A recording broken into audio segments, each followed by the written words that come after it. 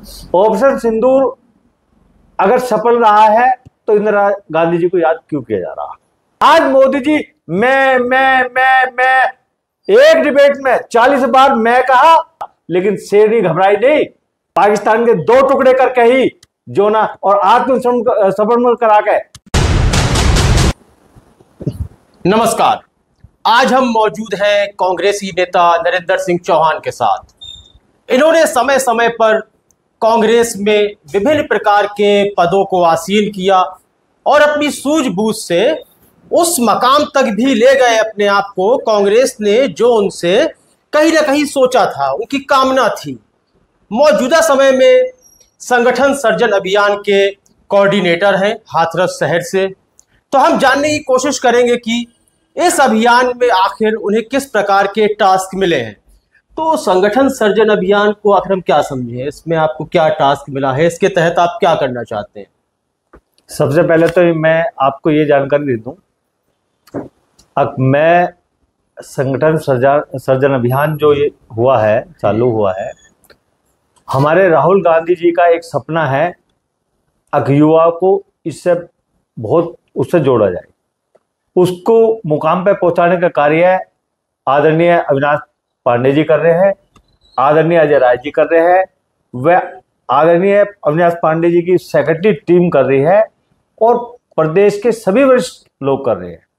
उसमें हम मुझ जैसे एक छोटे से कार्यकर्ता को इतना बड़ा अवसर देकर उन्होंने मुझे कर्तव्य किया है, मैं उनके लिए बहुत बहुत धन्यवाद देता हूँ। अभी मौजूदा समय में ऑपरेशन सिंदूर सफल माना जा रहा है। एक प्रधानमंत्री नरेंद्र मोदी को कहा जा रहा है कि उन्होंने एक मुंह तोड़ जवाब दिया है। आपको क्या लगता है, यह मुंह तोड़ जवाब है? यदि है तो इसके बाद जो आगामी लोकसभा चुनाव होंगे, कांग्रेस के पास क्या मुद्दा रहेगा? असल में क्या है, अगर राष्ट्र पिछले एक दशक से कुछ भावनात्मक खेल से जूझ रहा है, हमें झूठ बोलना आता नहीं है और झूठ एक दशक से देश के अंदर पूरी तरीके प्रचारित हुआ। ऑपरेशन सिंदूर अगर सफल रहा है तो इंदिरा गांधी जी को याद क्यों किया जा रहा, सैम अनिसा साहब को याद क्यों किया जा रहा? अभी इन लोगों का कहना है कि इंदिरा गांधी का भी तो आपने आज मोदी को क्यों नहीं देते हो? इंदिरा गांधी ने कभी नहीं कहा मैं इंदिरा गांधी नहीं किया। इंदिरा गांधी के जनता ने कहा कि इंदिरा गांधी चाहिए।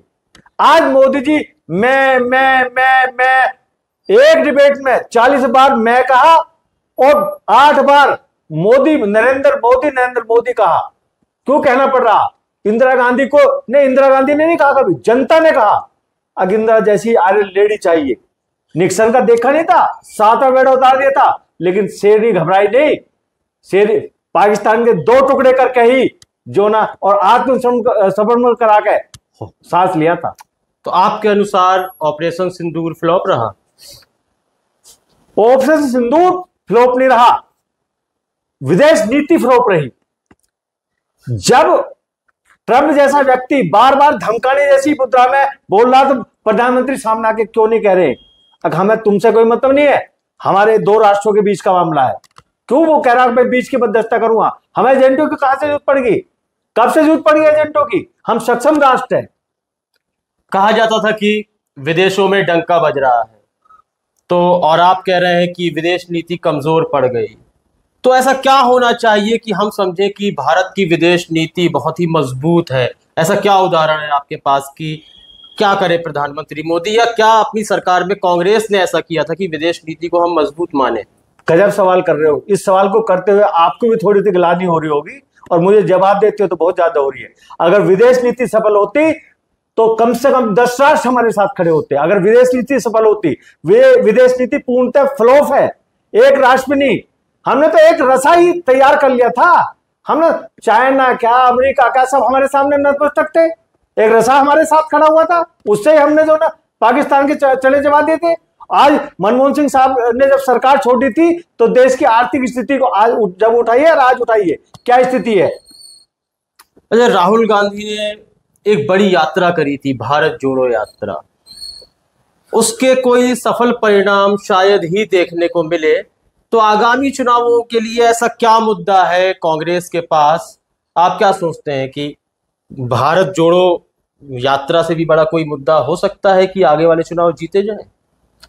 आदरणीय राहुल गांधी जी ने जो पैदल यात्रा की थी ना, उसने राष्ट्र को, क्या दुनिया को ये बता दिया अब महात्मा गांधी मरे नहीं है। महात्मा गांधी की नीति मरी नहीं है। महात्मा गांधी के पद चिन्हों पर चल के राष्ट्र को पुनः खड़ा किया जा सकता, झूठ का जो पुलंदा है वो ढाया जा सकता। राहुल गांधी ने एक टी शर्ट में बता दिया, जो ये कहते थे पप्पू पप्पू, इनके जो भोपू कहा करते थे पप्पू पप्पू, अब पप्पू कहने में शर्मा रहे हैं, पप्पू पापा बन गए हैं। उत्तर प्रदेश में आते हैं, योगी आदित्यनाथ को बुलडोजर बाबा के नाम से भी जाना जा रहा है और कहा जा रहा है कि एक मात्र ऐसा मुख्यमंत्री है जो फैसले सामने कर रहा है, बिल्कुल बिल्कुल भी पेंडिंग नहीं डाल रहा किसी चीज को। यदि कोई अपराधी है तो फैसला झट से होगा। तो उत्तर प्रदेश से कैसे उखाड़ सकेंगे योगी आदित्यनाथ को, जबकि उनकी फैन फॉलोइंग आप देख रहे हैं बढ़ चढ़कर है। विदेशों में भी जो रहने वाले भारतीय हैं मोदी से ज्यादा योगी आदित्यनाथ की चर्चा कर रहे हैं। योगी जी का अगर आपने याद किया, क्यों हमारे देश में भूल जाने की परंपरा है। कांग्रेस के जो वो था आजादी का मिशन, उसको भूल के लोग बाग, नेहरू जी को भूल गए, सरदार वल्लभ भाई पटेल को भूल गए, महात्मा गांधी को भूलने की कोशिश करी है, मौलाना अब्दुल कलाम आजाद को भूलने की कोशिश की जा रही है। योगी जी ने सबसे पहला एक वचन उत्तर प्रदेश को दिया था कि जीरो टॉलरेंस पे काम करूंगा, जीरो टॉलरेंस पे। और आज 1000 गुना करप्शन बढ़ा, 100 गुना नहीं, 1000 गुना। जो कार्य मात्र आपसी सहयोग से, खान पान की व्यवस्था से हो जाया करते थे, आज उसके प्राइस 1000 गुना है। 100 गुना नहीं, 1000 गुना है। और साक्ष्य है मेरे पास, झूठ आरोप नहीं लगा रहा हूं। और उन्हीं के कार्यालय में साक्ष्य है, मेरे कार्यालय में, उन्हीं के कार्यालय में साक्ष्य है। लेकिन अपराधी तो कांप रहे हैं शायद। नहीं, गुनहगार कोई भी हो वो कांपेगा ही। शिक्षकों पहले भी शिक्षकों के पीछे जाते हैं, सजा बुलती थी, समय लगता था, क्योंकि पीछे से बैकलॉग थे, बैकलॉग समाप्त नहीं हुए। तो इसलिए जो 89 से बुरा हाल हुआ, कांग्रेस ने जब नरेंद्र तिवारी जी ने सरकार छोड़ी थी, उस समय का उठाओ ना। अगर आप बीच के कालखंड को मत उठाओ, जब एनडी तिवारी जी ने 89 में सरकार छोड़ी थी उसको उठाओ। जब राष्ट्र कहां था, उत्तर प्रदेश कहां था, उसको उठाओ। इस बीच वाली उस मुद्रा को मत छोड़ो, आज ये कल वो परसों वो, इसको मत छोड़ो। जो एनडी तिवारी जी ने छोड़ा था उत्तर प्रदेश को, वो वहां उठा के लाओ ना, उसका कंपेरिजन करो। आपराधिक घटनाओं में बढ़ोतरी हुई है या कम हो रहे हैं, आपके अनुसार क्या लगता है आपको? जैसे कि सरकार का तो ये कहना है और जो समर्थक है उनका यह कहना है कि पहले आपराधिक घटनाएं जिस प्रकार से देखने को मिलती थी और कहीं ना कहीं अपराधी खुलेआम घूमते थे, अब वो डर गए हैं और आपराधिक घटनाओं में कहीं ना कहीं लगाम लगाई गई है। डरा है, व्यापारी डरा है। किस तरह? बिजनेसमैन डरा है, समझे ना, क्योंकि व्यापारी इतना डर चुका है, पूछो मत। अधिकारी इतनी बुरी तरह हावी है, जो देश का चौथा स्तंभ है, उसकी घटनाएं सामने तो है। कितने पत्रकार आज तक जेल में गए, उसका भी रिकॉर्ड उठा लो। आप जो कह रहे हो उसका रिकॉर्ड उठा लो ना, पत्रकार कितने जेल में गए, क्यों गए हैं, तो चर्चा उस पर भी कर ली जाए है, तो उससे पता लग जाएगी अब भाई अपराधी थमे हैं या प्रकाश में आने बंद हो गए हैं। करप्शन तो बढ़ा है, क्राइम तो बढ़ा है, चैनल स्नैचिंग बढ़ी है, लूट खसोट बढ़ी है, ले मार पद्धति बढ़ी है, तो उसे अपराधी कहां सक्षम है? एक जाति विशेष संतुष्ट हो सकती है, लेकिन व्यापारी एक जाति नहीं होती, व्यापारी पूरा समाज है। उसमें 36 की 36 कौम के प्रतिनिधि व्यापार करते हैं, चाहे किसी प्रकार का व्यापार कर रहे हो। आपने कहा एक जाति विशेष प्रसन्न हो सकती है, कौन सी जाति?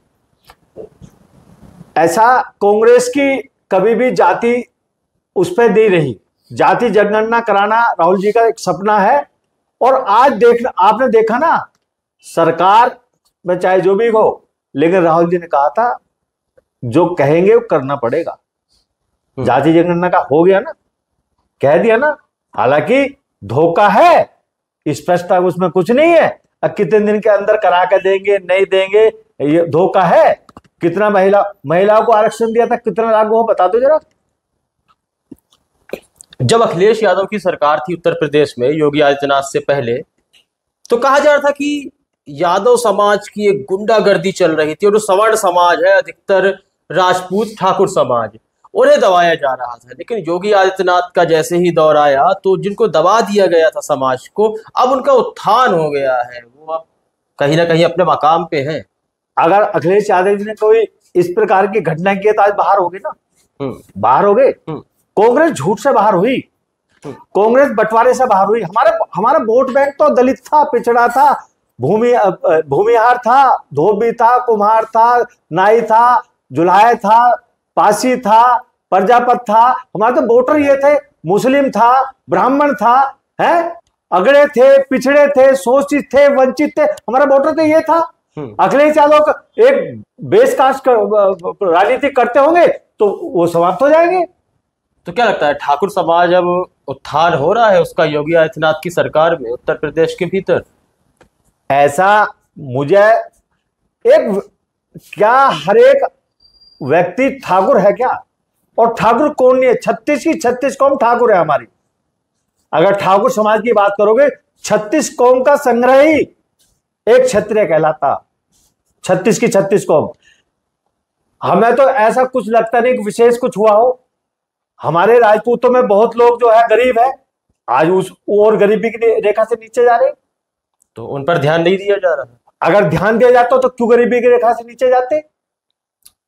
एक आरोप लगाया जाता है भारतीय जनता पार्टी पे कि जब चुनाव करीब आते हैं तो वो धार्मिक राजनीति करने लगते हैं।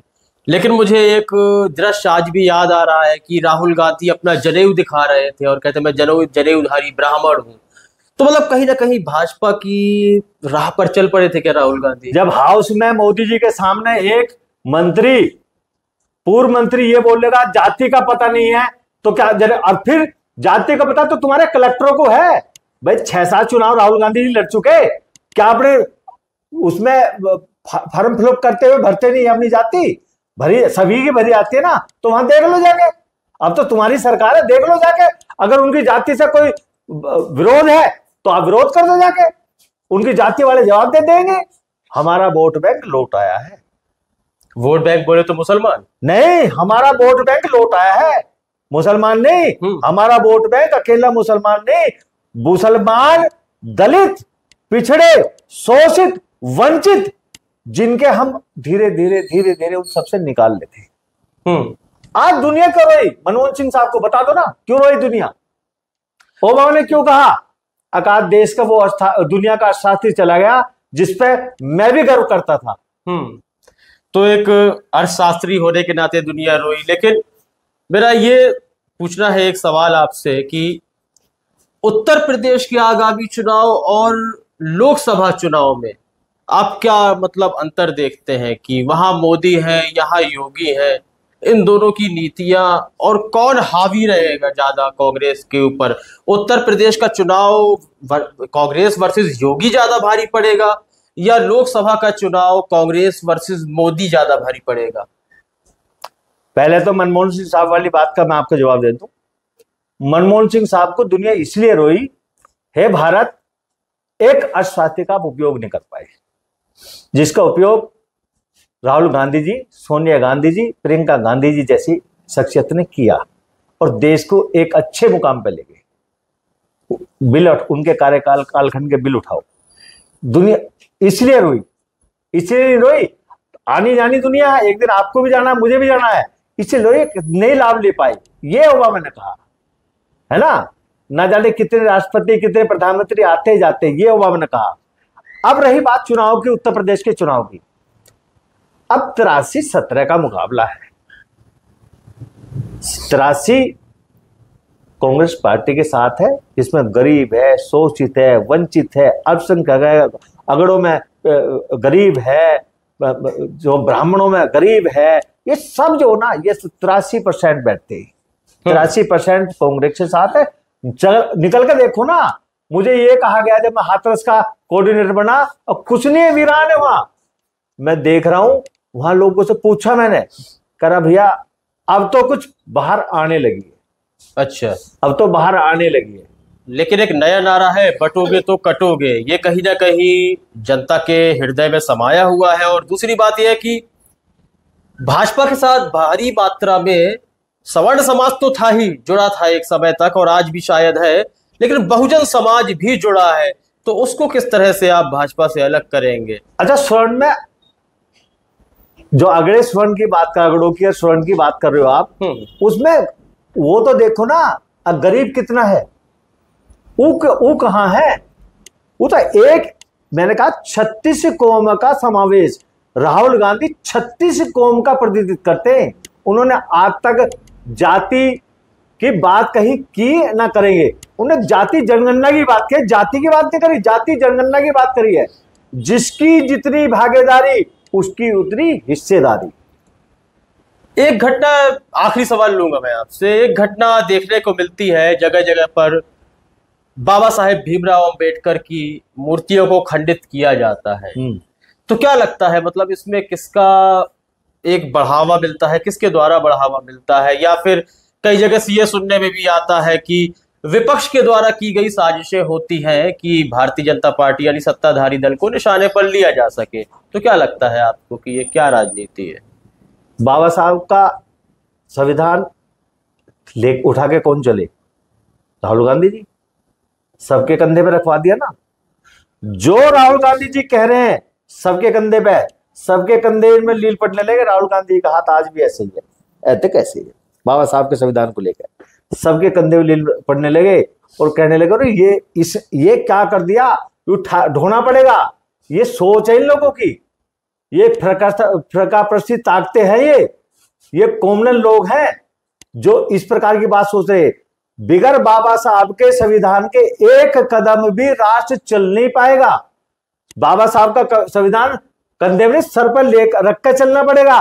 एक एक अक्षर का भाव चुकाना पड़ेगा, एक एक अक्षर का मूल्य चुकाना पड़ेगा जो बाबा साहब भीमराव अम्बेडकर जी ने संविधान लिखा है। बहुत बहुत धन्यवाद। तो इस सारी चर्चा को आपने देखा, इसमें हमारी राय से ज्यादा आपकी राय महत्वपूर्ण है। और आपको क्या लगता है कि जितने सवाल पूछे गए और जो भी उनके उत्तर आए हैं उससे आप कितना संतुष्ट हैं?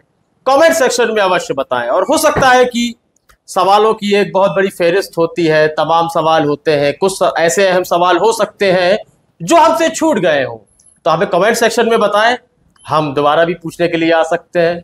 कार्यक्रम पसंद आया हो तो उसे लाइक करें, ज्यादा से ज्यादा शेयर करें और चैनल को सब्सक्राइब अवश्य करें। तब तक के लिए इजाजत दीजिए, धन्यवाद। देश और दुनिया की खबरों से अपडेट रहने के लिए आप अभी तक न्यूज चैनल को सब्सक्राइब करना ना भूलें और साथ ही हर न्यूज का नोटिफिकेशन पाने के लिए बेल आइकन को भी दबाएं।